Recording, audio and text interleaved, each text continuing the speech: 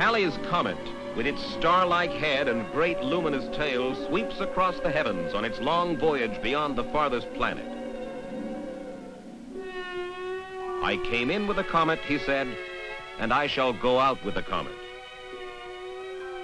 One of America's greatest humorists wrote these prophetic lines. His name is Mark Twain. This is his biography.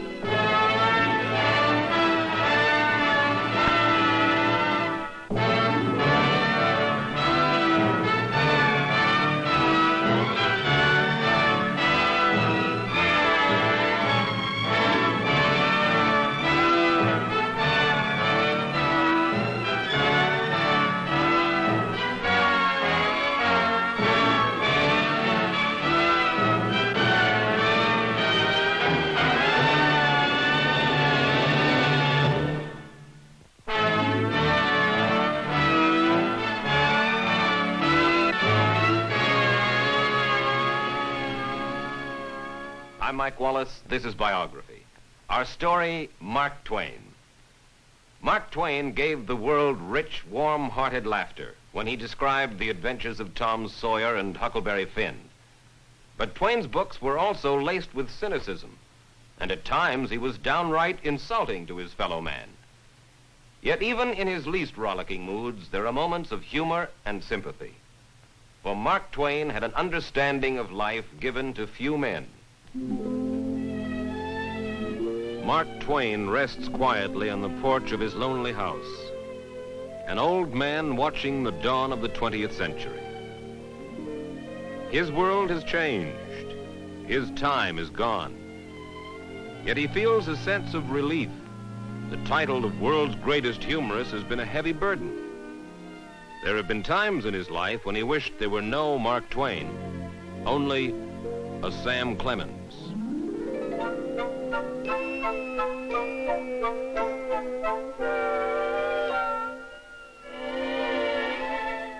Samuel Langhorne Clemens arrives prematurely on November 30th, 1835, as if to be on hand for the appearance of Halley's Comet over the town of Florida in Monroe County, Missouri.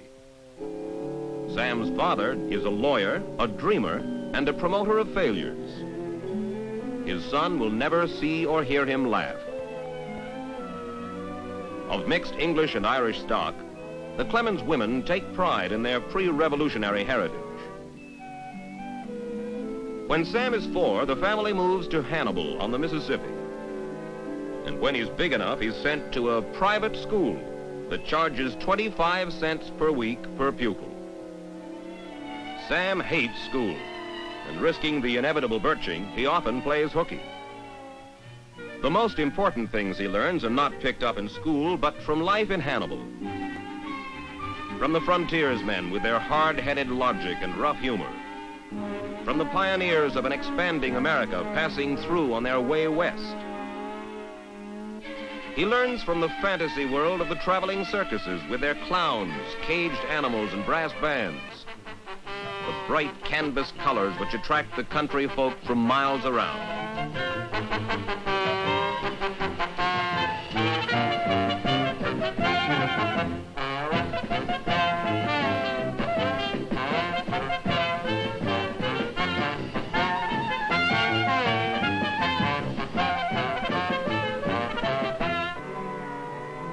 And from the fields around Hannibal, he learns the difference in taste of a watermelon honestly come by and one acquired by art. He learns what freedom and independence are like from the prairie hawk hanging motionless in the sky. He thrills to stories told by firelight, and he learns the power of a tale well told. Young Sam Clemens comes to know ugly things too. Slaves chained for transportation to the markets. He sees men killed in brutal waterfront brawls, and the boy is troubled by the sight of death and man's inhumanity to man.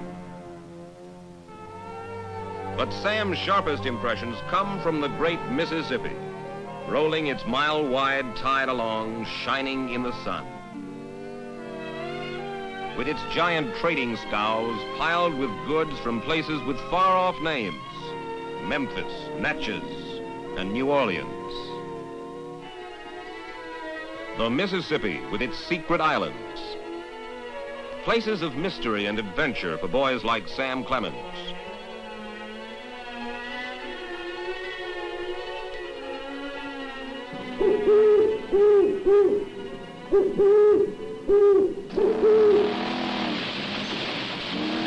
Sam sees the godlike river pilot, and he dreams that one day he too will pilot a steamboat. Black smoke tumbling from its tall stacks, big stern wheel beating the water white. A wild dream for a barefoot boy in Hannibal, Missouri. But boyhood for Sam Clemens ends at 14, when his father dies, leaving the family too poor for the luxury of Sam's 25-cent-a-week education, until his older brother Orion buys the Hannibal Journal and hires Sam as an apprentice printer. The paper is for him a poor boy's college. 2 years later, his first story, The Dandy Frightening the Squatter, appears in the Carpetbag, a Boston magazine. Armed with this success, he feels he is ready to leave Hannibal. He makes a promise to his mother. "I do solemnly swear," he says, "that I will not throw a card or drink a drop of liquor while I am gone." Then the 18-year-old Sam sets out to see the world. Sam lets 4 years slip by while he sizes up his fellow man in all sorts of places. In April 1857, he boards the Paul Jones for New Orleans, the first leg of a journey to Brazil to have a look at the Amazon jungles. But once on board, his boyhood ambition to be a river pilot is reawakened. Sam forgets the Amazon and spends the next 3 days convincing the boat's pilot, Horace Bixby, that he needs an assistant. Bixby agrees to teach Sam the ways of the Mississippi from New Orleans to St. Louis, all 1,300 miles of it. In time, Sam Clemens becomes master of almost 1,000 tons of floating Rococo splendor, driven by the power of live steam. For Sam, these are his best days. He sees the river in all its moods. He pilots his boat around rocks and skims dangerously over the sandbars. And when the water is safe again beneath the bow, he hears the leadsman call, "Mark Twain." "Mark Twain," goes the chant, and the deckhands relax in the sun. "Mark Twain," and the stern wheel increases its beat again. Sam uses his newfound grandeur as a river pilot to get a job for his younger brother, Henry, on another boat, the Pennsylvania.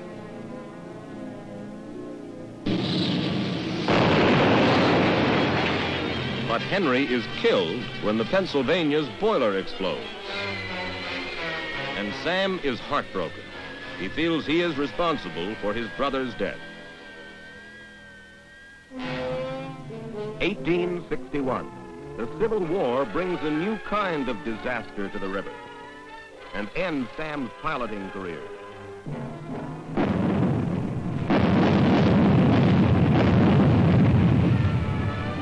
At the age of 25, he gives up the Mississippi and the boyhood dream that came true.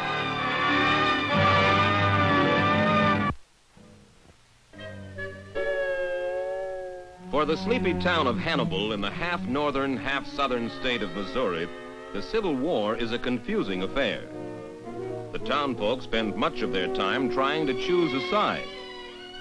The Clemens boys, Sam and his older brother Orion, are deadlocked. Sam is for the South, Orion is a Yankee. The argument continues until they reach a compromise.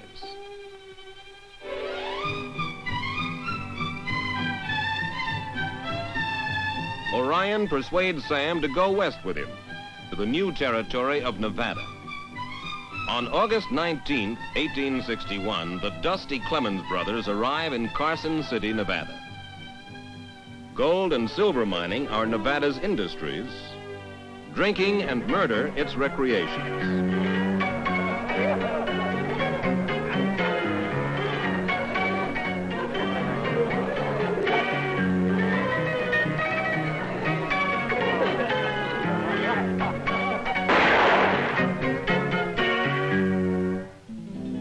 Sam never amounts to much as a minor, partly because of his reawakening interest in writing.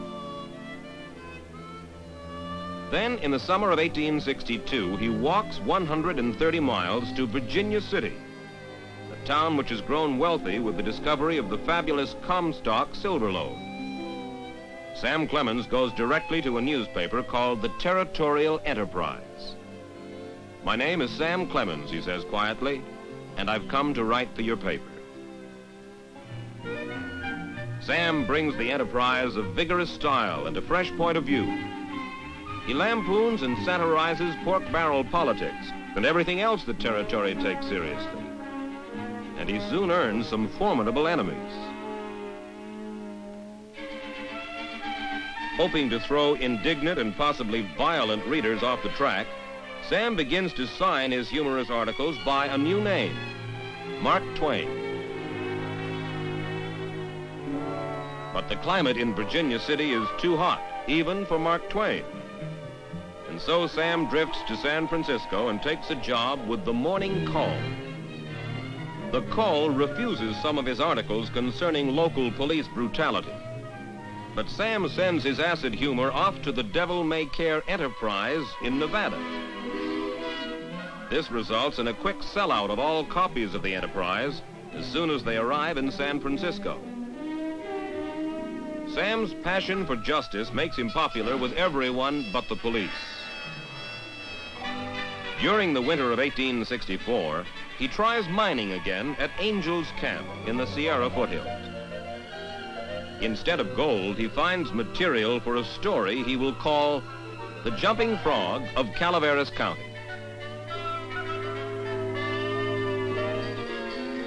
The appearance of the Jumping Frog in the Saturday press sets New York in an uproar. Sam's way of life changes dramatically. He will never again be Sam Clemens of Hannibal, Missouri, but rather Mark Twain, the wild humorist of the West. Now his writings are much in demand, but instead of accepting the comfortable offers at home, Mark's restlessness makes him take an unusual assignment. He sets out to do a series of travel articles about Europe and the Holy Land. Aboard the ship Quaker City, bound for the Holy Land, Mark Twain falls deeply in love for the first time in all his 32 years. Unfortunately, the young lady, Olivia Langdon, is not on board, but 3,000 miles away in Elmira, New York. For the moment, she is only an ivory miniature carried in her brother's pocket. But from the day his friend Charles Langdon shows him the miniature, Olivia will never be out of Mark's thoughts. For the next 5 months, Mark sends colorful and humorous articles back to an eagerly waiting America. He makes his stop in Paris a delightfully vivid experience for his readers. While he pokes fun at himself as a wide-eyed tourist, he describes Europe as old and slightly mad.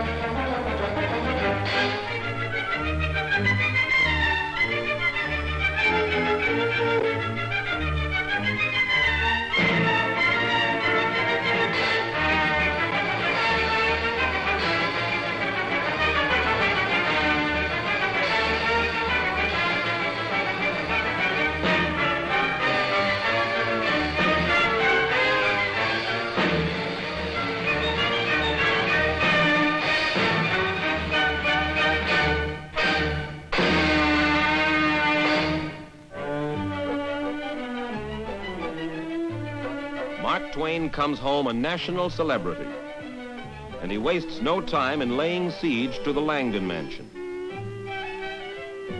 Just 22, genteel, delicate Olivia is intrigued but frightened by this wild man who claims to have fallen in love with her picture. Her father admires Mark, but bringing this volatile personality into the family is another matter. Mr. Langdon asks for references. Mark writes to his old pals in Nevada for recommendations. Brilliant, has a great future, they all agree, but would make the worst husband on record. Despite this help, Mark wins out, and on February 2nd, 1870, Olivia Langdon becomes Mrs. Samuel Langhorne Clemens. Soon after his first book, Innocents Abroad, is published, Mark Twain is acclaimed the greatest humorist of the age. His success with Innocents Abroad is followed by even more acclaim for Roughing It, a story of his life in the West, and by The Gilded Age, a satire and burlesque of the era of President Grant. Now, within a few brief years, Sam Clemens, the pioneer boy from Hannibal, is the famous, respected, and wealthy Mark Twain. His new home in Hartford, Connecticut has 19 rooms, a balcony like a riverboat wheelhouse, a porch like a riverboat's deck. 3 girls, Clara, Jean, and Susie, are born to the Twains. Susie is his favorite, but he loves them all with a quiet devotion. Then, in the 1870s, 2 imaginary boys are born at the Twain house. They are named Tom Sawyer and Huckleberry Finn. With Tom and Huck, Mark Twain takes his readers back to the Mississippi, to a time that is forever summer.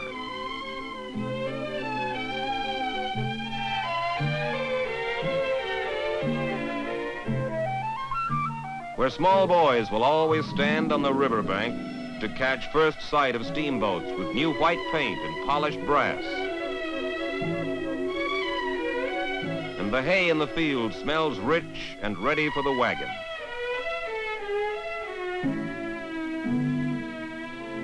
Back to the quiet southern town that will never know more evil than it needs to make it exciting.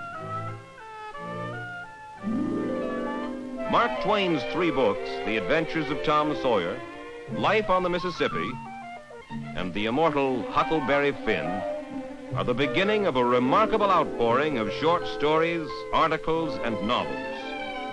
Among them, The Connecticut Yankee in King Arthur's Court, and The Prince and the Pauper. By 1890, Mark's prestige is immense. He is listened to and quoted by queens and emperors. In London and Vienna, traffic is stopped to let him pass. Mark is admired by renowned authors like Rudyard Kipling and Robert Louis Stevenson. He meets and makes a friend of young Winston Churchill. And George Bernard Shaw calls Mark Twain by far the greatest American writer. But at the peak of his fame and good fortune, the earth begins to tremble beneath Mark Twain. His business ventures fail to show a profit and then become a growing drain on his savings. Mark realizes that he has dangerously overextended himself.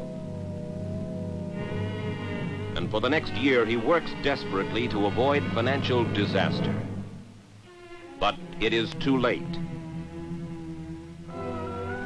In 1895, ill, almost 60 now, Mark and his wife Livy leave for a world lecture tour to pay off his creditors. The exhausting trip ends in London, where their daughters Susie and Jean are to join them while Mark writes a book of his travels. But the children do not come. Across the Atlantic, Susie, his favorite, dies of meningitis.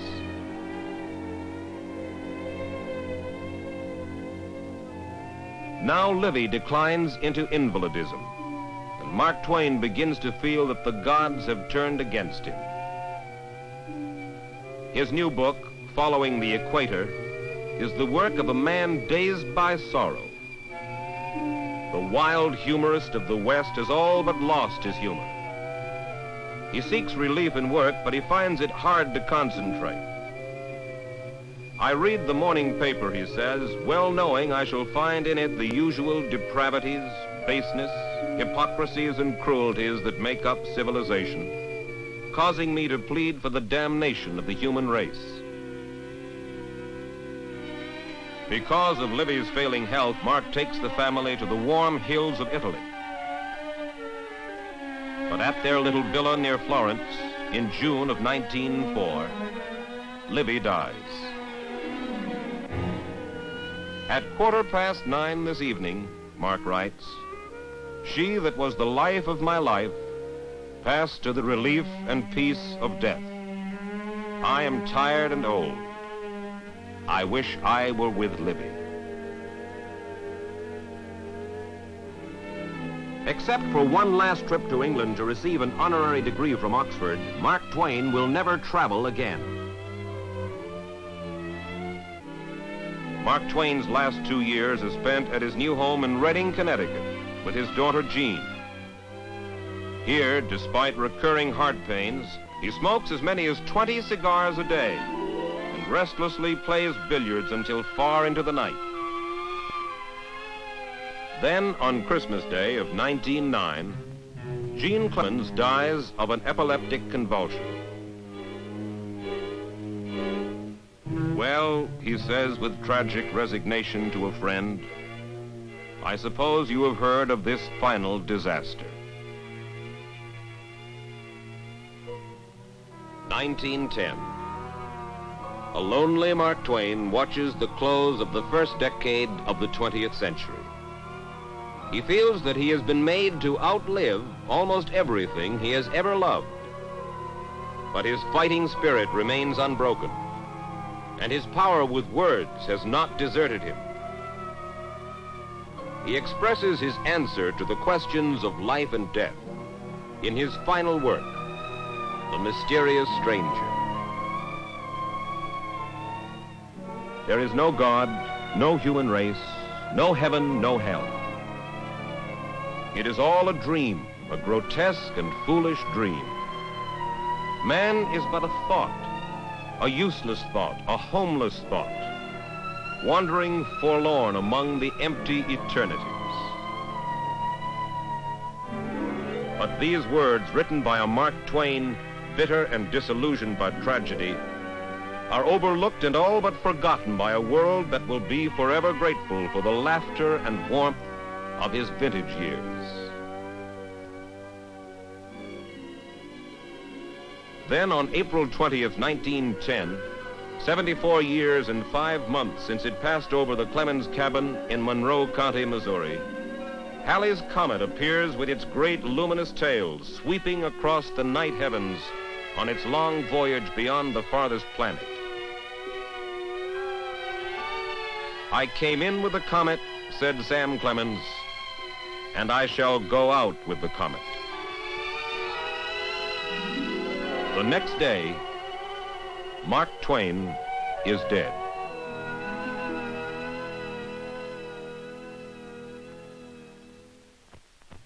In almost every language, in almost every library throughout the world, there is a row of books written by Sam Clemens. These books still hold the same special delights they did for readers almost a century ago.